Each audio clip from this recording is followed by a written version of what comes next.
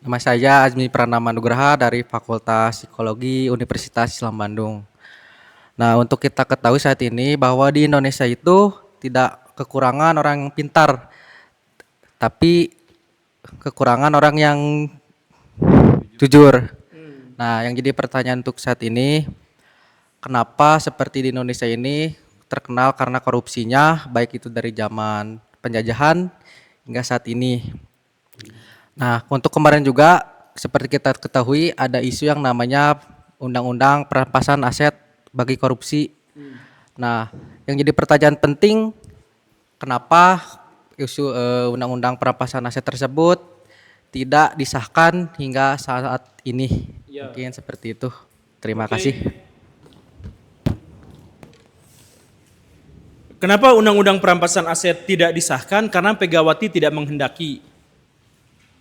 Jadi hal yang harus kita sadari bersama adalah bahwa DPR itu tidak pernah menjadi perwakilan rakyat. Tapi DPR itu adalah berpihak pada ketua partai. Dan itu semuanya begitu. Ketua partai misalkan Ibu Megawati itu kan nggak kita pilih. Tapi semua pilihan kita dalam pemilu itu tuh akan mengarahkannya pada ketua partai. Ketua partai yang mengendalikan fraksi, yang bahkan mengendalikan komisi. Jadi kalau Ibu Megawatinya belum mau ya belum. Nah, dan ketua partai yang lain gitu ya. Pak Prabowo Subianto misalkan, itu tuh bisa mengeluarkan kepres, selesai. Kepres itu udah bisa, sah boleh kalau mau. Tapi kan beliau tidak mau. Kenapa coba? Ya kalau misalkan undang-undang perampasan aset itu dilaksanakan, itu tuh lebih mengancam daripada undang-undang hukuman mati buat para koruptor. Coba, kalau kalian mau jadi pejabat, mana yang pejabat korup, mana yang lebih mengancam? Undang-undang perampasan aset atau undang-undang hukuman mati? Karena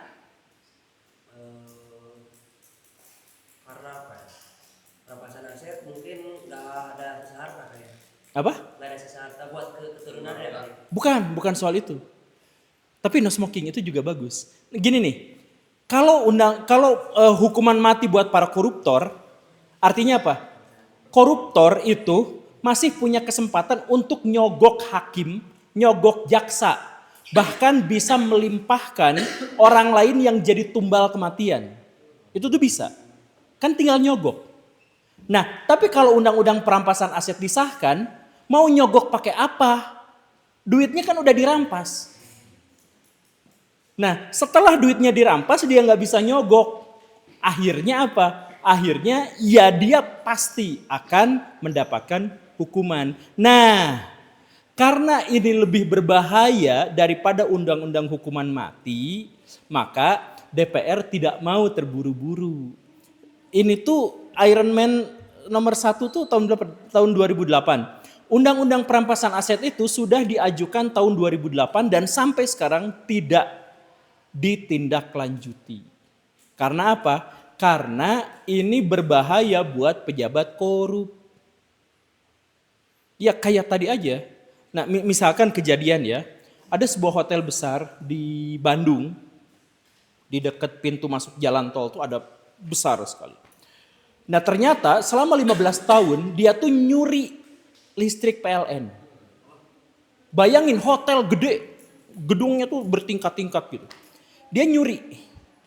Kemudian ketahuan, diadili, divonis. Divonisnya itu adalah 15 tahun penjara. Luar biasanya yang divonis itu siapa? Yang dipenjara itu siapa? Tukang dagang gorengan yang ada di depan hotel itu. Dia yang mendekam di penjara. Karena apa? Tinggal nyogok hakim, tinggal nyogok sipir, selesai. Dia masih baik-baik aja, orang itu yang di penjara. Kemudian dia bilang sama keluarganya, ini nanti anak-anak kamu nanti akan kita biayai sampai kuliah. Tapi bapak kamu jadi tumbal aja di situ, ya di penjara. Itu kompensasinya. Nah, kenapa bisa seperti itu? Karena bisa nyogok. Bayangkan kalau undang-undang hukuman mati diterapkan. Maka akan tukang gorengan itu yang dihukum mati. Tapi kalau perampasan aset, asetnya diambil, dibekukan, dia nyogok pakai apa? Nah, makanya undang-undang perampasan aset itu belum akan dilaksanakan sebelum mereka tahu bagaimana cara ngakalinnya.